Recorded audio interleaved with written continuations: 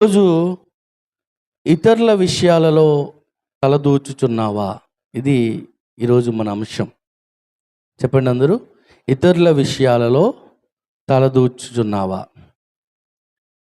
ప్రియులరా, ఇతరుల విషయాలలో తలదూర్చడం అనేది దేవుని దృష్టిలో అతి పెద్ద పాపముగా మనం చూస్తాం. దేవుని దృష్టిలో అతిపెద్ద పాపం. కత్తి ఒక వ్యక్తిని గాయం చేస్తుంది. కత్తి ఒక వ్యక్తిని ఏం చేస్తుందండి? గాయం చేస్తుంది. నాలుక ఒక కుటుంబాన్ని పాడు చేస్తుంది. కత్తి గాయం చేసేది ఒక్కరినే, కానీ నాలుక కుటుంబాన్నే నాశనం చేస్తుంది. కత్తి కంటే ప్రమాదకరమైందన్నమాట ఏది? నాలుక. కనుక ఇతరుల విషయాలలో తలదూచుచున్నావా అనేటువంటి అంశాన్ని మనం ఎందుకు మాట్లాడుకోవాల్సి వస్తుందంటే, దేవుని పిల్లలు దేవుడు కోరుకున్న విధంగా ఉండాలి. దేవుడు ఈ భూమి మీద మనల్ని ఎలా జీవించమన్నాడు, ఎలా జీవిస్తే మనం పరలోకానికి వెళ్తామో తెలియచేయడానికి తన గ్రంథమైన పరిశుద్ధ గ్రంథము నుంచి ఎన్నో విషయాలు, ఎన్నో సంగతులు మనకు నేర్పించే వస్తున్నాడు. అంటే దేవుని పిల్లలమైన మనం ఎలా బ్రతికితే మన పరలోకానికి వెళ్తాం, మనకు నచ్చినట్టు మనం బ్రతికితే, మనకు ఇష్టమైనట్టుగా మనం జీవిస్తే, దేవుని యొక్క ఉద్దేశం కానీ ఆయన చిత్తం ఏమిటో మనం తెలుసుకోకుండా బ్రతికితే మనం పరలోకానికి వెళ్ళమండి. మనం పరలోకానికి వెళ్ళం. కాబట్టి ప్రశాంతంగా బ్రతకాలి అంటే ఈ ఎందుకు, ఏమిటి, ఎలా అనే ప్రశ్నలు కొన్నిసార్లు వెయ్యకపోవడమే మంచిది. అన్నీ తెలుసుకోవాలి, అన్నిటిలో తలదోచాలి, అన్నీ నాకు తెలిసే జరగాలి, నాకు తెలియకుండా నా కనుసైగ లేకుండా ఏది జరగడానికి వీల్లేదు, అన్నీ నాకు చెప్పి చేయాలి, చెప్పులు వేసుకుని వెళ్ళాలి అనేటువంటి ఈ పెద్దల యొక్క ఏమంటారు దాన్ని, ఆ పెద్దల యొక్క విధానం మారాలి. పెద్దల యొక్క విధానం మారాలి. ఒక వయసుకు వచ్చిన తర్వాత నాకెందుకులే, సమయానికి భోజనం పెడుతున్నారా, తినేసి హాయిమని రెస్ట్ తీసుకుంటాను అని, నా పని ఏదో నేను చూసుకుంటాను అనే స్థితికి వెళ్ళాలి తప్ప అన్నిటిలోకి ఏం చేయకూడదు? తలదోచకూడదు. అన్నీ కావాలనుకోకూడదు, అన్నీ తెలుసుకోవాలనుకోకూడదు. ఎందుకంటే దానివలన బాధే తప్ప ఆనందం ఉండదు, ప్రశాంతత ఉండదు. మనం ప్రశాంతంగా ఉండాలంటే ఎప్పుడు అన్ని విషయాలలో తలదోచడానికి వీల్లేదు. లేనిపోని తలనొప్పులు పెట్టుకోకూడదు. అర్థమవుతుందండి? బైబిల్ గ్రంథం దీని గురించి ఏం చెప్తుందో ఒక చక్కని మాటను మన బైబిల్ నుంచి చూద్దాం. పేతురు రాసిన మొదటి పత్రిక 4వ అధ్యాయము 15వ వచనాన్ని ఒకసారి మనం చదువుదాం. మొదటి పేతురు పత్రిక 4వ అధ్యాయము 15వ వచనం.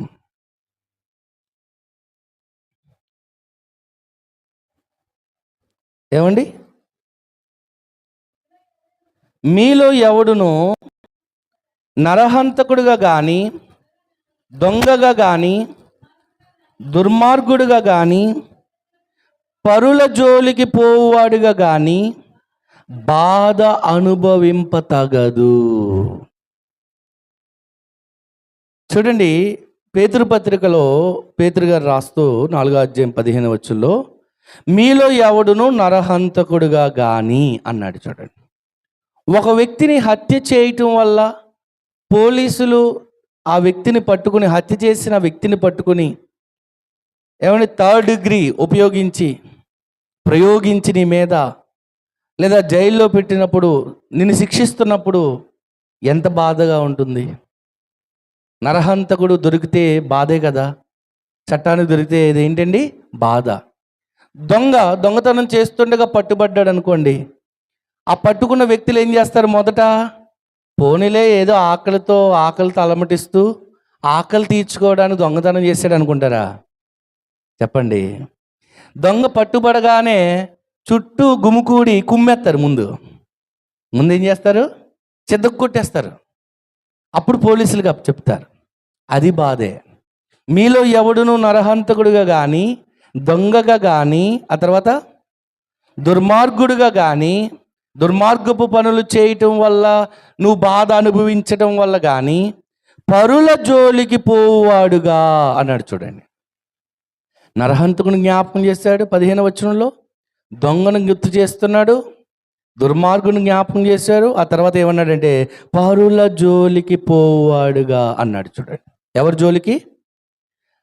పరుల జోలికి పోవాడుగా కానీ బాధ అనుభవింప తగదు. అంటే అర్థం ఏంటి? పరుల జోలికి పోయి లేనిపోని తలనొప్పులు తెచ్చుకుని ఆ విషయమై బాధ అనుభవింప తగదు అంటున్నాడు. బాధ ఏం చేయకూడదటండి? ఆ విధముగా అనుభవించకూడదు.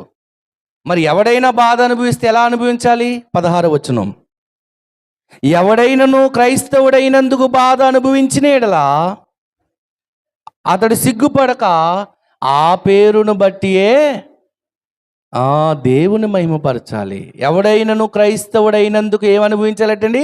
బాధ అనుభవించిన యెడల. ప్రియమైన దేవుని బిడ్డలారా, అంటే బాధలు క్రైస్తవుడైనందుకు, ఇప్పుడు సువార్త ప్రకటిస్తున్నందుకు కొన్ని బాధలు ఎదురవుతున్నాయి సువార్థికులకి, అవునా? దేవుని యొక్క సేవ చేస్తున్న క్రమంలో కొన్ని బాధలు ఎదురవుతున్నాయి.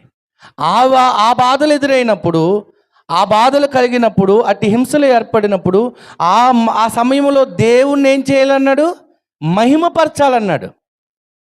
దేవుణ్ణి ఏం చేయాలటండి? మహిమపరచాలి. ఇప్పుడు కనుక ప్రియమైన దేవుని బిడ్డలారా, ఎవడైనా బాధ అనుభవిస్తే దేని బట్టి బాధ అనుభవించాలి? క్రైస్తవుడైనందుకు. క్రైస్తవుడైనందుకు, నువ్వు బాప్తిసం పొందినందుకు, నువ్వు దేవుణ్ణి నమ్ముకున్నందుకు, నువ్వు చర్చికి వెళ్తున్నందుకు నిన్ను ఊరు నుండి బహిష్కరించారా? అయితే ఆ పేరును బట్టి దేవుణ్ణి ఏం చేయాలి? మహిమపరచాలి. పూర్వకాలం ఏం చేసేవారండి? ఎవరైనా క్రైస్తవులు అయితే అగ్గి రాజిచ్చేవారు కాదనేవారు కదా. అలాంటి భయంకరమైన కష్టాల్లో కూడా నాకు ప్రభువే కావాలని ఆ సమయంలో కూడా దేవుని మహిమపరచాలి. అది నిజమైన బాధ. అంతేగాని నువ్వు హత్య చేసినందుకు బాధ అనుభవిస్తే చేసావు, అనుభవించు. చేసావు, అనుభవించు. దొంగతనం చేసావు, అనుభవించు. ఇక్కడ ఏం చేశాడు? పరుల జోలికి పోయాడు, అనుభవించాలి. అంటే దేవుడు బాధ ఎలా అనుభవించకూడదని చెప్పాడు? పరుల జోలికి పోయి అనుభవించకూడదు అన్నాడు. చెప్పండి, చదవండి 15వ వచనం ఏమన్నాడు? మీలో ఎవడును నరహంతకుడుగా కానీ, దొంగగా కానీ, దుర్మార్గుడిగా కానీ, పరుల జోలికి పోవాడుగా కానీ బాధ అనుభవింప తగదు. పరుల జోలికి పోయి ఎందుకు బాధ తెచ్చుకుంటున్నావు అంటే, పరుల జోలికి పోతే వచ్చేది ఏంటనమాట? బాధ. ఇతరుల విషయాలలో తలదూర్చడం వల్ల వచ్చేది ఏంటంటే తలనొప్పి. అది ఇతరుల విషయాల్లో ఏం దోచకూడదు? తలదూర్చకూడదు. కొంతమందికి పని లేక ఖాళీగా ఉండి ఏం చేయాలో తోచక, బట్టలు ఉతికే పని ఉంది, అంట్లు తోమే పని ఉంది, లేకపోతే ఇల్లు శుభ్రం చేసే పని ఉంది, ఇవన్నీ తర్వాత చేసుకుందామని వాయిదా వేసి, ఇప్పుడు అర్జెంట్ ఏముంది? అంత అర్జెంటుగా చేయాల్సిన పని లేదు. ఇప్పుడు అర్జెంటుగా చేయాల్సిన పని ఏంటంటే పక్కింటికి వెళ్ళి ఈ విషయం చెప్పాలి. పనులు కూడా వాయిదాలు వేసి పక్కింటికి వెళ్ళి విషయాలు చెప్తూ ఉంటారు. మొదటి తిమోతి పత్రిక 5వ అధ్యాయం 13వ వచనం. మరియు వారు ఇంటింటా తిరుగులాడుచు ఏమండి? బద్ధకాలు. చూసారా? యవనస్తులైనటువంటి విధవరాలు, భర్త చనిపోయాడు. ఎప్పుడైతే చనిపోయాడు? యవన కాలంలో. భర్త ఎప్పుడు చనిపోయాడండి? యవన కాలంలో. యవనస్తులైన విధవరాండ కూర్చి మాట్లాడుతున్నాడు అక్కడ. యవన కాలంలో భర్త చనిపోయాడు, ఇక అదుపు పోయిద్ది. ఇప్పుడు భర్త ఉంటే ఆయనకు వండి పెట్టాలి, ఆయన సేవ చేసుకోవాలి, ఆయన కొరకు ఎదురు చూడాలి, ఇవన్నీ ఉంటాయి.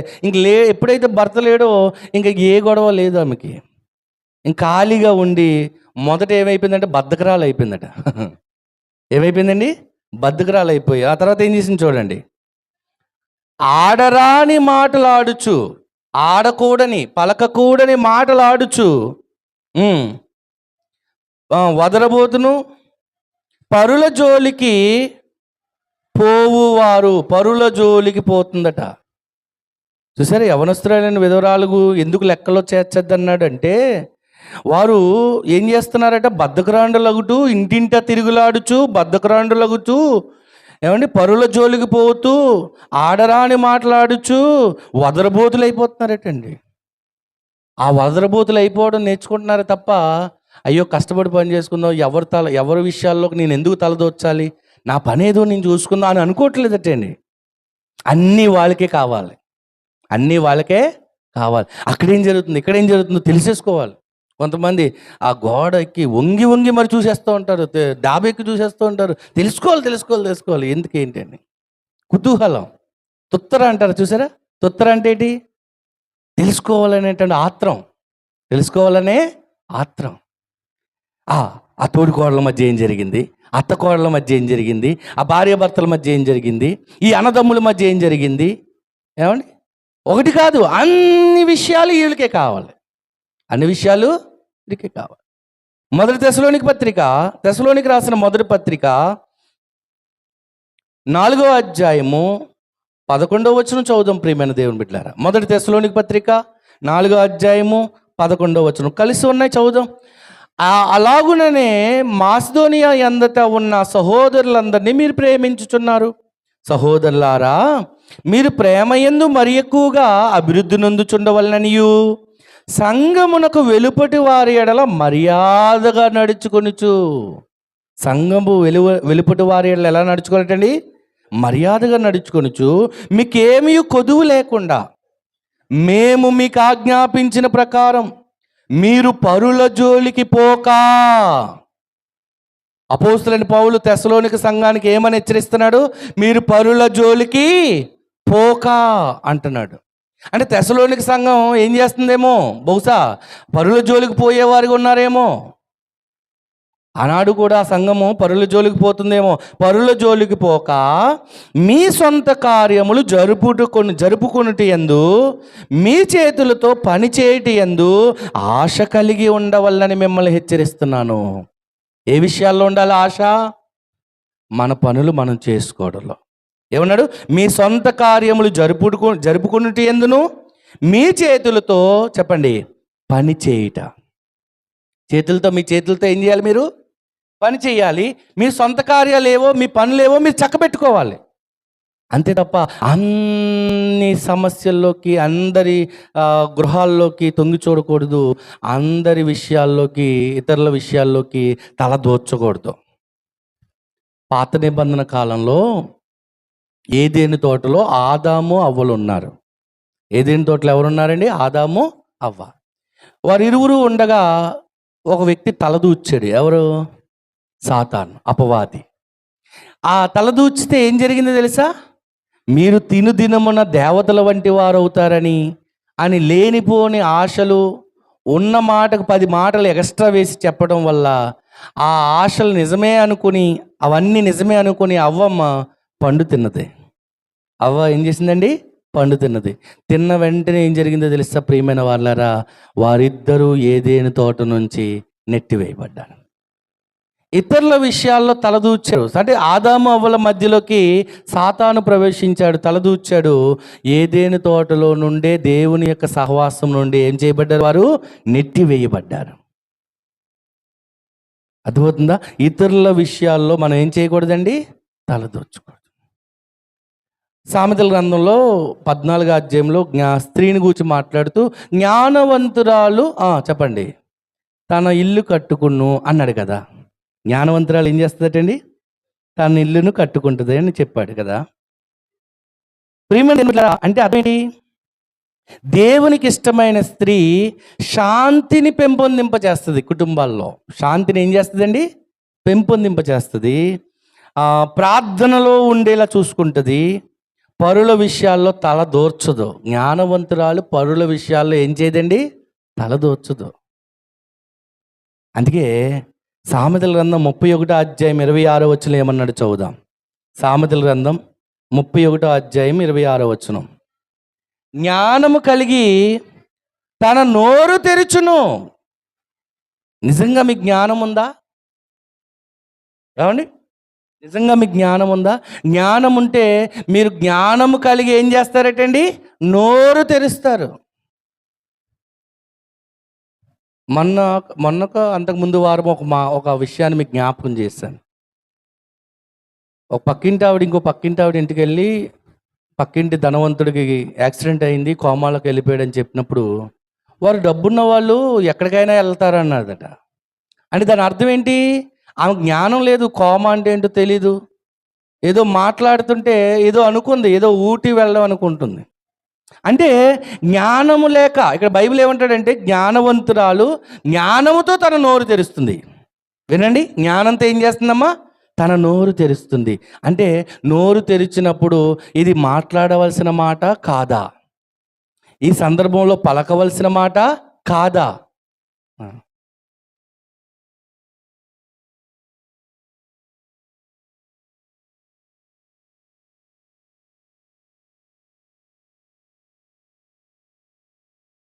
ఇలాంటి మాటల వల్లే సమస్యలు ఏమవుతున్నాయి చెప్పండి? కుటుంబాల్లో కలహాలు రేగుతున్నాయి. కుటుంబాల్లో కలహాలు రేగడానికి ఇది ఒక కారణం, ప్రియమైన వాళ్ళారా. అర్థమవుతుందా?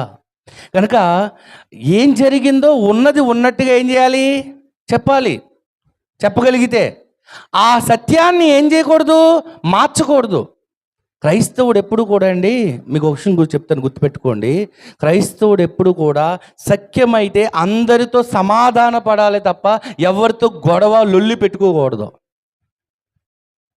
రోమపత్రిక 12:18 ఏమన్నాడు చూడండి.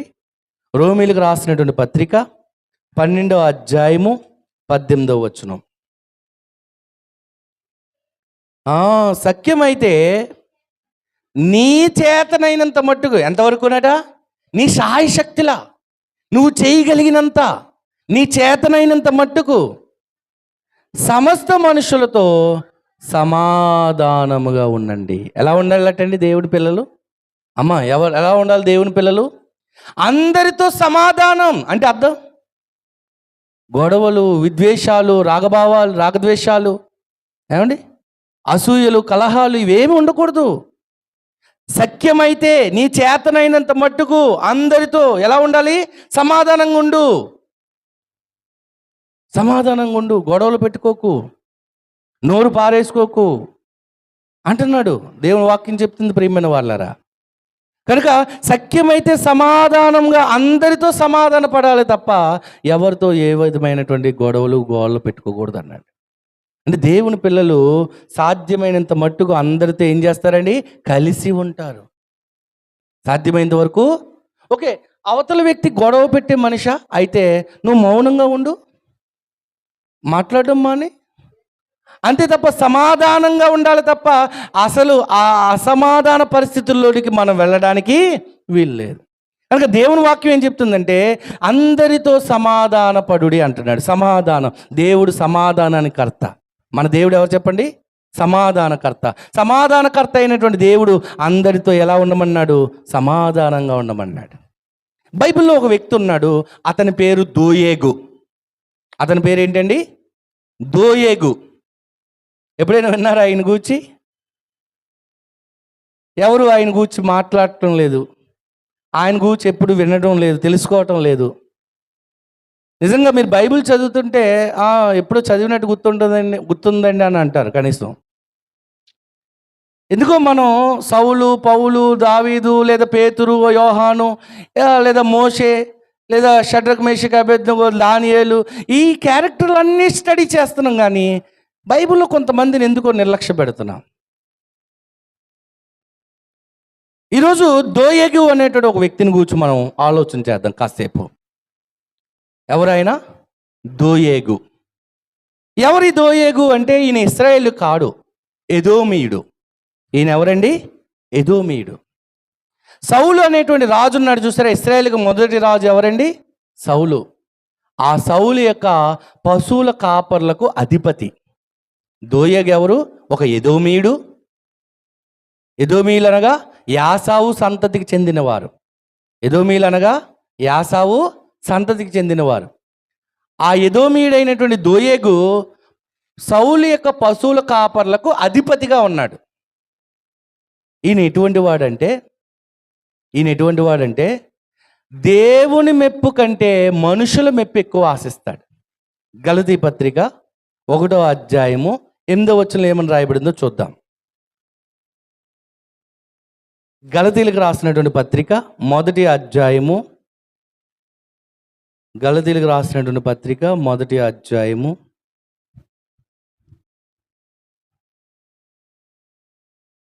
8వ వచనం చదవండి. 8, 10, 10వ వచనం చదవండి.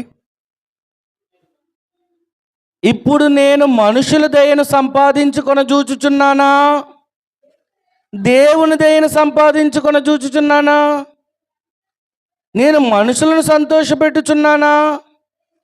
నేను ఒకవేళ మనుషులను సంతోషపెట్టువాడినైతే నేను ఎప్పటికీ క్రీస్తు దాసుడును కాకయే పోదును అన్నాడు. చూడండి,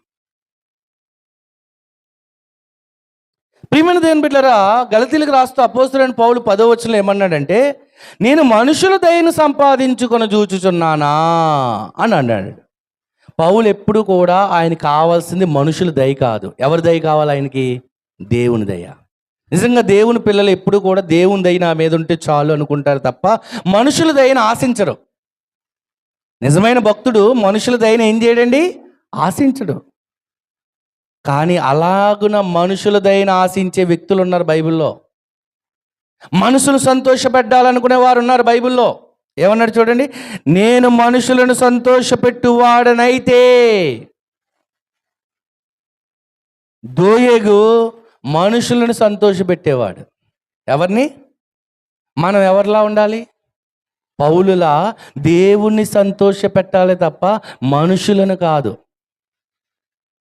మనుషులను మెచ్చుకుని, మనుషులను సంతోషపెట్టి, మనుషులను మెప్పించి వారి మోచేతి నీళ్లు త్రాగాలని ఆశించేవారు ఈ లోకంలో చాలామంది ఉన్నారు. అలాంటి కోవకు చెందినవాడే ఈ దోయేగు.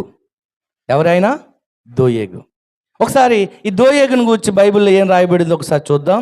సమూయేలు మొదటి గ్రంథం 21వ అధ్యాయానికి వెళ్దాం. ఈ విషయాన్ని చెప్పి నేను నా మాటలు ముగిస్తాను. సమూయేలు మొదటి గ్రంథం 21వ అధ్యాయము 21వ అధ్యాయము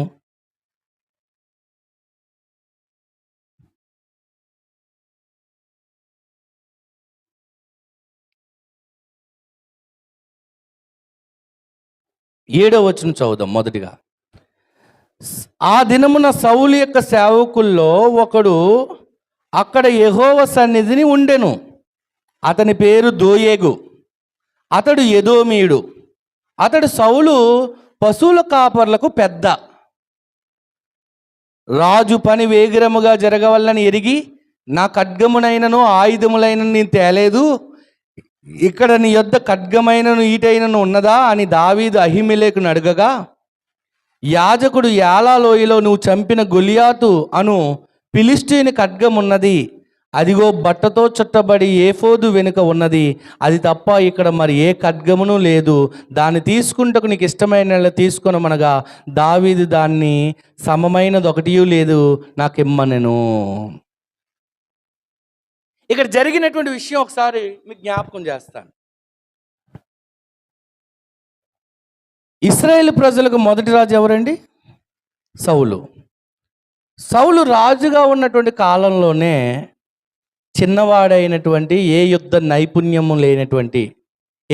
నైపుణ్యత లేనటువంటి వ్యక్తి దావీదు గొలియాతును చంపాడు. దావీదు ఎవరిని చంపాడండి? గొలియాతును ఎప్పుడైతే చంపాడో అప్పుడు ప్రజలు తమంతటి తామే దావీదుకు 10,000 కొలదియు, సౌలుకు 1,000 కొలదియు అని కేకలు వేశారు. దావీదుకి ఎన్ని? 10,000, సౌలుకి ఎన్ని? ఆ మాట చాలా కోపం రప్పించింది. ఎవరికి? సౌలుకి. నేను రాజునై ఉండగా నాకు చెందాల్సినటువంటి ఘనత ఎవరికి దక్కింది? ఇప్పుడు దావీదుకు దక్కింది. దావీదు అనేవాడిని లేకుండా చెయ్యాలి అని చెప్పి అప్పటి నుంచి కంకణం కట్టుకున్నాడు, పట్టుదల కలిగి ఉన్నాడు. ఎవరు? రాజు అయిన సౌలు. అనేక సార్లు ఈట విసిరి, 2-3 మార్లు ఈట విసిరి దావీదును చంపే ప్రయత్నం చేశాడు. కానీ దేవుడు దావీదును చావకుండా సౌలు చేతిలో నుంచి ఏం చేశాడండి? రక్షించాడు. అలా అనేక సార్లు దావీదును చంపే క్రమంలో చంపాలని సౌలు చేస్తున్న ప్రయత్నంలో భాగంగా దావీదు తన ప్రాణాలు దక్కించుకోవడానికి అనేక ప్రాంతాలకు వెళ్ళిపోతున్నాడు. ఎక్కడికి వెళ్ళిపోతున్నాడమ్మా? అనేక ప్రాంతాలకు వెళ్ళిపోతున్నాడు. అలా పారిపోయిన క్రమంలోనే ఇప్పుడు నోబు అనే ప్రాంతానికి వచ్చాడు. దావీదు సౌలు చేతిలో నుండి తప్పించుకుని తన ప్రాణ రక్షణ కొరకు నోబు అనే ప్రాంతానికి వచ్చాడు. చదువుదాం మొదటి వచనం. మొదటి సమూయేలు గ్రంథం 21వ అధ్యాయము మొదటి వచనం, దావీదు నోబులో యాజకుడైన అహీమెలెకు నొద్దకు వచ్చాను. ఎక్కడికి వచ్చాడు ఇప్పుడు? అలా ప్రాణాన్ని కాపాడుకుంటూ నోబు అనే ప్రాంతానికి వచ్చాడు. ఆ నోబు అనే ప్రాంతంలో ఎవరున్నారు అంటే యాజకుడైన అహీమెలెకు ఉన్నాడు. యాజకుడైన అహీమెలెకు ఉన్నాడు. అహీమెలెకు ఇంటికి వచ్చాడు. అహీమెలెకు దగ్గరికి వచ్చాడు. ఎవరు? దావీదు. భక్తుడైన దావీదు ఎక్కడికి వచ్చాడండి? అహీమెలెకు అనే యాజకుడి దగ్గరికి వచ్చాడు. ఆశ్రయాన్ని కోరుకుని వచ్చాడు. ప్రియమైన వాళ్ళారా, వచ్చి అంటున్నాడు, ఏం జరిగిందో చూద్దాం.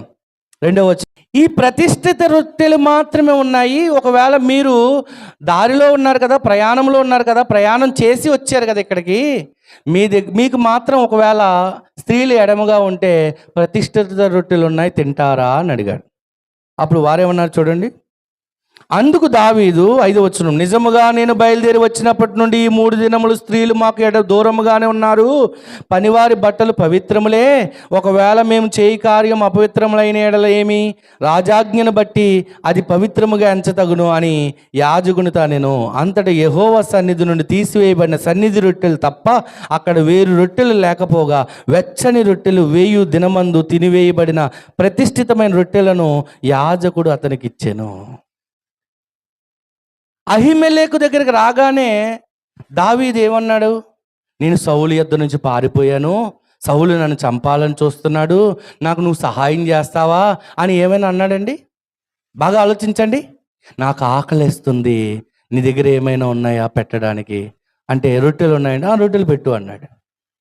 బాగా వినండి, అక్కడ సౌలు గూర్చిన సంభాషణ ఏది కూడా రాలేదు. Okay, right. తర్వాత ఏం జరిగింది చూద్దాం. 7వ వచనం, ఆ దినమున సౌలు యొక్క సేవకుల్లో ఒకడు అక్కడ యెహోవా సన్నిధిని ఉండెను. అతని పేరు దోయేగు. అతని పేరు ఏంటండి? అతడు ఒక ఎదోమీయుడు.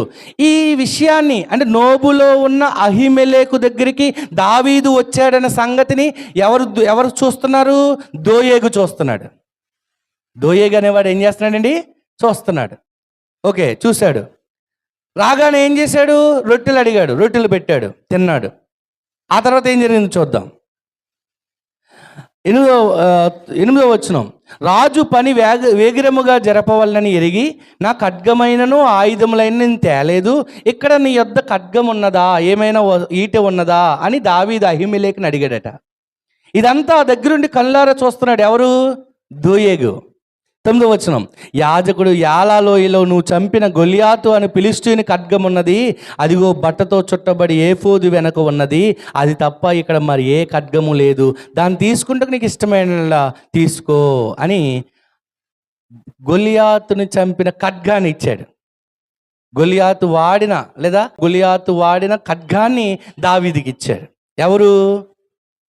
ఈ ఖడ్గం ఎందుకు? సౌలు చంపడానికి నా దగ్గర ఏ ఆయుధం లేదు కనుక నీవు ఒక ఆయుధం ఇవ్వి అని అడిగితే ఇచ్చాడా? లేదా మామూలుగా నాకు ఒక ఆయుధం కావాలన్నప్పుడు, సరే మా దగ్గర గొలియాతు ఆయుధం తప్ప మరి ఏ ఆయుధం లేదన్నప్పుడు, సరే అదే ఇవ్వి అన్నప్పుడు ఆయుధం తీసుకున్నాడా? ఇక్కడ సౌలు ప్రస్తావన ఏది కూడా రాలేదు. బాగా వినాలి. ఆహారం అడిగాడు, రొట్టెలు పెట్టాడు. ఖడ్గం అడిగాడు, గొలియాతు ఖడ్గాన్ని ఇచ్చాడు.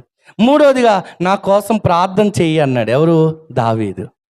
ఏమండి, సరే నీ కోసం దేవుని సన్నిధిలో వేడుకుంటాను, దేవుడి చిత్తమేంటో తెలుసుకుని నీకు చెప్తానని అహీమెలెకు అన్నాడు. 3 విషయాలు జరిగాయి ఇక్కడ. చెప్పండి ఏమేం జరిగాయి? 1, దావీదు అహీమెలెకును రొట్టెలు అడిగాడు. నెంబర్ 2 చెప్పాలి, ఈటెను కానీ ఖడ్గం కానీ ఉన్నదా అంటే ఉన్నది, గొలియాతుది, కావాలంటే తీసుకో నీకు ఇష్టమైతే అన్నాడు. సరే తీసుకుంటానని తీసుకున్నాడు. 3వదిగా ఏమన్నాడు? ఏమండి, నా కోసం ప్రార్థన చేయి, దేవుని చిత్తం ఏంటో తెలుసుకో, నువ్వు యాజకుడు కదా అన్నాడు దావీదు. సరే నేను దేవుని చిత్తం ఏంటో తెలుసుకుని నీకు చెప్తానని చెప్పి అన్నాడు. అంతటితో సరే, అక్కడితో అహీమెలెకు దావీదుకు మధ్య సంభాషణ పూర్తయిపోయింది. ఇదంతా దగ్గరుండి కళ్ళారా ఎవరు చూస్తున్నారు? తన కన్నులతో దోయేగు చూస్తున్నాడు. ఈ దోయేగు ఏం చేశాడంటే ఈ వార్తను అర్జెంటుగా మోసుకుని వెళ్ళిపోవాలి. ఎవరికి? సౌలుకి చెప్పాలని సౌలు దగ్గరికి పరిగెత్తుకుని వెళ్ళాడు వేగిరంగా. చాడీలు చెప్పేవాడు దోయేగు అంటే. ఎవరండి దోయేగు అంటే? ఇతరుల విషయాల్లో తలదూచేవాడు దోయేగు అంటే. దావీదు అహిమెలెక్కి ఇంటికి వెళ్తే ఈయనకి ఎందుకండి?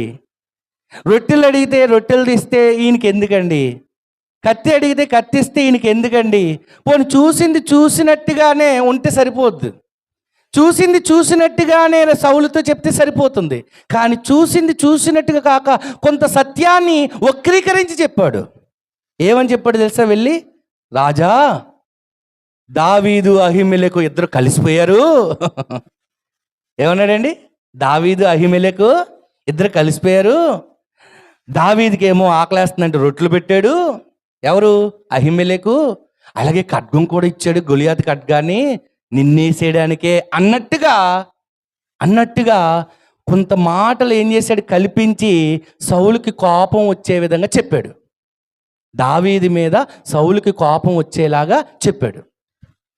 అయ్యా, దావీదు అహిమెలెకు దగ్గరికి వచ్చాడు, ఆకలేస్తుందని అడిగితే రొట్టెలు పెట్టాడండి, తిన్నాడండి. ఏదైనా నాకు కర్ర కానీ ఈటి కానీ అడిగితే ఒక ఖడ్గం ఇచ్చాడండి అని చెప్తే పర్వాలేదు. కానీ దాన్ని ఎలా చెప్పాడంటే, అహిమెలెకు దావీదు సౌలుకి వ్యతిరేకంగా విరోధంగా కుట్ర చేస్తున్నారు అన్నట్టుగా చెప్పాడు. చాడీలు చెప్పేవాడి లక్షణం ఎలా ఉంటుంది చెప్పండి? ఏమండి? ఇతరుల విషయాల్లో దోయగా ఏం చేస్తున్నాడు? తలదూడుస్తున్నాడు. అర్జెంటుగా ఈ విషయాన్ని మోసుకుని వెళ్ళి సౌలుకి చెప్పాడు. సౌలు ఏమన్నాడు తెలుసా? ఓహో, నిజంగానే దావీదు యాజకులందరినీ తన పక్షాన చేసుకుని నా మీద యుద్ధానికి వస్తాడేమో అని అనుకుని, ఏమండి, దావీదు యొక్క నా రాజ్యం నా చేతిలో నుంచి ఎక్కడికి వెళ్ళిపోతుందో, దావీదు చేతిలోకి వెళ్ళిపోతుందో, ఈ సింహాసనం మీద దావీదు కూర్చుంటాడేమో అని భయపడి, అసలే అసూయపరుడు కదండి, దావీదు మీద కోపంతో ఉన్నాడు కదండి, వెంటనే ఏం చేశాడంటే 85 మంది ఉన్నారండి యాజకులు ఇంచుమించుగా, ఆ యాజకులందరినీ చంపించండి అని ఆజ్ఞ ఇచ్చాడండి. దావీదు కుట్రలో భాగమైపోయారేమో, దావీదు పక్షాన్ని 85 మంది యాజకులు చేరిపోయారేమో అనుకుని దోయేగు చెప్పిన మాటలను బట్టి అబ్బం శుభం తెలియని ఏ పాపం ఎరుగని అమాయకులైన యాజకులు 85 మంది కత్తి చేత చంపబడ్డారు. ఎంతమంది చనిపోయారమ్మా? చదువుదాం. 2వ సమూయేలు గ్రంథం, 1 సమూయేలు 22వ అధ్యాయం ఆఖరికి వచనం చూద్దాం. 1 సమూయేలు గ్రంథం 22వ అధ్యాయము 18వ వచనం. రాజు దోయేగుతో, నీవు ఈ యాజకుల మీద పడుమని చెప్పాను. అప్పుడు ఎదోమీయుడైన దోయేగు యాజకుల మీద పడి ఏఫోదు ధరించుకున్న 85 ఆ దినమున హతము చేసెను. ఎంతమంది చంపేశాడేటండి? 85 మంది. ఏమండి, నిజంగా సౌలుకు విరోధముగా దావీదు కుట్ర చేశాడా? ప్రశ్న. చేయలేదు. అహిమెలెకు ఇంటికి దావీదు నా పక్షాన నువ్వు చేరు, మనిద్దరం లేదా మనమందరం కలిసి సౌలు మీదకి తిరగబడదాం అని కుట్ర చేయడానికి అహిమెలెకు ఇంటికి దావీదు వెళ్ళాడా? కాదు. ప్రాణాపాయ స్థితిలో తను కాపాడుకోవడానికి ఎందుకు వచ్చాడో కూడా చెప్పలేదు. అహిమెలెకు అనే యాజకునితో, దావీదు నేను ఏ కారణాన్ని బట్టి వచ్చాను, ఎక్కడి నుండి పారిపోయి వచ్చాను, సౌలు నన్ను చంపాలని చూస్తున్నాడని జరిగిన విషయాన్ని ఏదైనా చెప్పాడండి దావీదు? చెప్పలేదు. ఆకలేస్తుంది అన్నాడు, రొట్టెలు పెట్టాడు. నీ దగ్గర ఏమైనా ఖడ్గం ఉందన్నాడు, ఇదిగో గొలియాతు ఖడ్గం తీసుకో అన్నాడు. నా కోసం ప్రార్థన చేయన్నాడు, చేస్తాను, దేవుని చిత్తం ఏంటో తెలుసుకుని నీకు చెప్తానన్నాడు. అంతవరకే జరిగింది. కానీ అక్కడ జరిగిన విషయాన్ని జరిగినట్టుగా చెప్పకుండా సౌలు మీద కుట్ర చేస్తున్నట్టుగా చెప్పినటువంటి దోయేగు మాటలను బట్టి సౌలు కోపం వచ్చి యాజకులందరూ దావీదు పక్షాన్ని చేరి నాకు వ్యతిరేకంగా బూడుపుటాన్ని చేస్తున్నారేమో అని అనుకుని 85 మంది యాజకులను చంపండి అని ఆజ్ఞాపించాడండి. ఎవరు? రాజైన సౌలు. ఎవరు చంపడానికి ముందుకు రాకపోతే దోయేగు నువ్వే చంపేవయ్యా, నువ్వు చంపే అంటే 85 మందిని చంపాడండి. చంపి, బాగా వినాలి, చంపి తానేదో మంచి పని చేసినట్టు ఫీల్ అవుతున్నాడు. ఏ పని చేసినట్టు? తానేదో మంచి పని చేసినట్టు ఫీల్ అవుతున్నాడు. అంటే తన తప్పును తను తెలుసుకోలేదు, అది చెడ్డ పని అని, దాని మూలంగా 85 మంది హతమయ్యారని ఆ పశ్చాత్తాపం దోయేగులో ఎంత మాత్రమూ లేదు. దావీదు రాశాడండి ఆయన గూర్చి కీర్తన. ఎవరిని గూర్చి? దోయేగుని గూర్చి. ఏమని రాశాడో చూడండి. ఎన్నో కీర్తన? దావీదు దోయేగుని గూర్చి రాసిన కీర్తన ఎంత? ఎవరికైనా తెలుసా? తెలిస్తే తెలిస్తే మంచి గిఫ్ట్ ఉంది. ఉన్నాయి, మంచిలు ఉన్నాయి, పర్లేదు. 52వ కీర్తన తీయండి.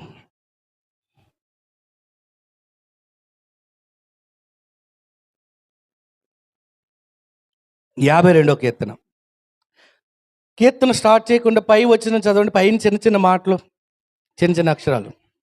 ప్రధాన యాజకునికి ఎదోమీడైన దోయేగు సౌలు నొద్ద నుండి వచ్చి దావీదు అహీమెలెకు ఇంటికి వచ్చి ఉన్నాడని అతనితో చెప్పినప్పుడు దావీదు రచించిన దైవ ధ్యానం.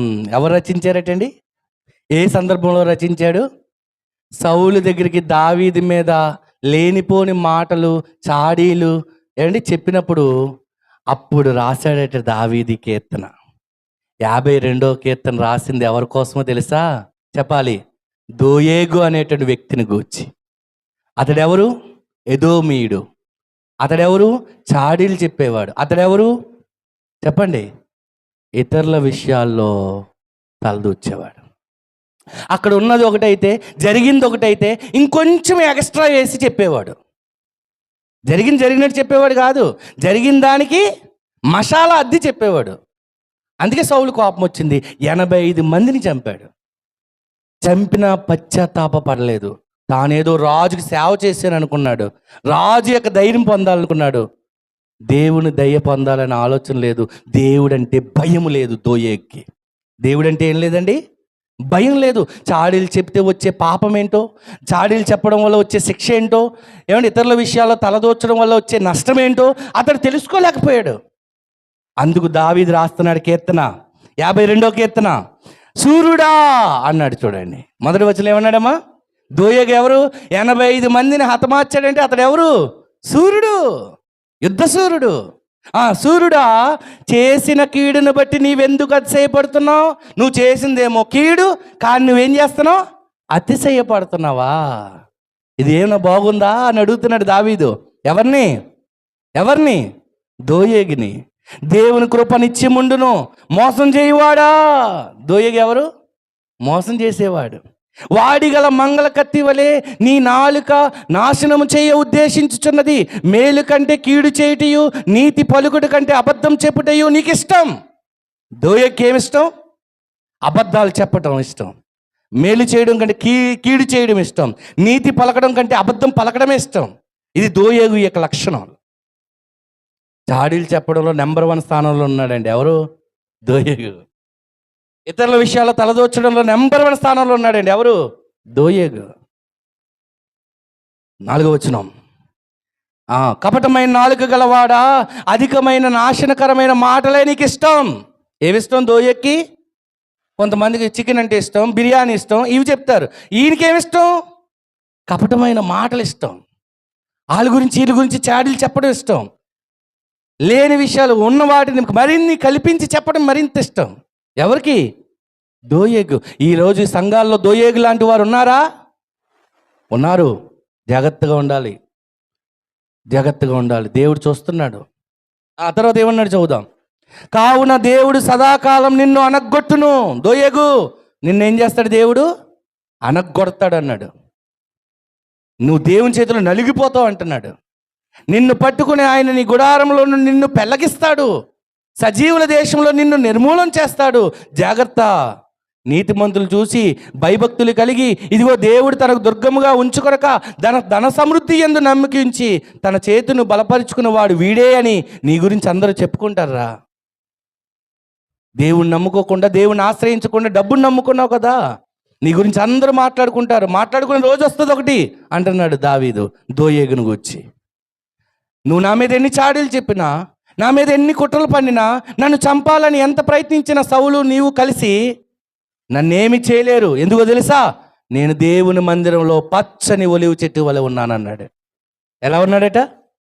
తర్వాత వచనం అదే, 8వ వచనం. నేనైతే దేవుని మందిరంలో పచ్చని ఒలివ చెట్టు వలె ఉన్నాను. దేవుడు నాకున్నంత కాలం నా యొక్క తల మీద వెంట్రుకను కూడా మీరు ఏం చేయలేరు. నా వెంట్రుకను కూడా మీరు నాశనం చేయలేరు. ఎన్నో కుట్రలు పన్నొచ్చు, ఎన్నో సాడీలు చెప్పొచ్చు నా గురించి, లేనిపోని మాటలు చెప్పొచ్చు, నా మీద నిందలు మోపొచ్చు, అభాండాలు మోపొచ్చు, చెడ్డగా మాట్లాడుకోవచ్చు. మీరెన్ని మాట్లాడుకున్నా నా దేవుడు నాకు తోడుగా ఉన్నంతకాలం నాకేం పర్వాలేదు, ఐ డోంట్ కేర్ అన్నాడు. ఎవరు? దావీదు. నేనైతే దేవుని మందిరంలో ఎప్పుడు కూడా ఎలా ఉంటానంటే పచ్చని ఒలీవ చెట్టు వలె ఉంటాను. నాకు ఆ భయం లేదు. నాకు దేవుని ఆశ్రయం ఉన్నంతకాలం నేను ఎప్పుడు భయపడను. నీ జాగ్రత్త, నువ్వు జాగ్రత్త అన్నాడు, హెచ్చరిస్తున్నాడు.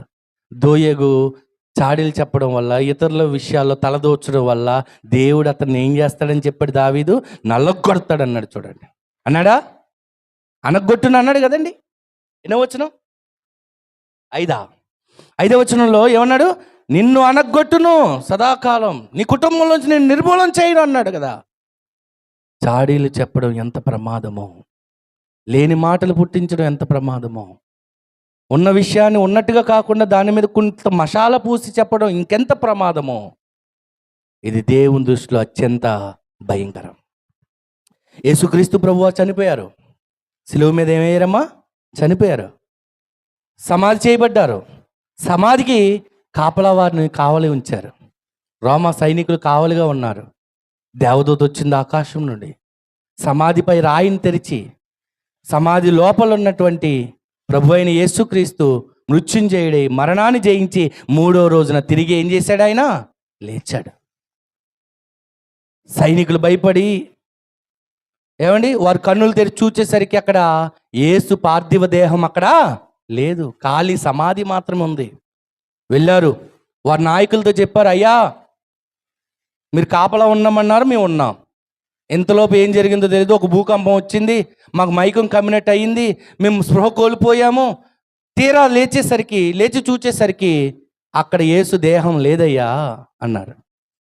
మీరు ఇంకేం మాట్లాడకండి, ఇదిగో ఈ డబ్బులు తీసుకుని జేబులో పెట్టుకుని మీరు అర్జెంటుగా ఊళ్ళోకి వెళ్ళి ఏం చెప్పాలి తెలుసా? మేము నిద్రపోచుండగా యేసు శిష్యులు వచ్చి యేసు ప్రభు పార్థివ దేహాన్ని, ఆయన మృతదేహాన్ని ఎత్తుకుపోయారని చెప్పు అని అన్నప్పుడు ఆ మాటలు ప్రచురం చేశారట అండి.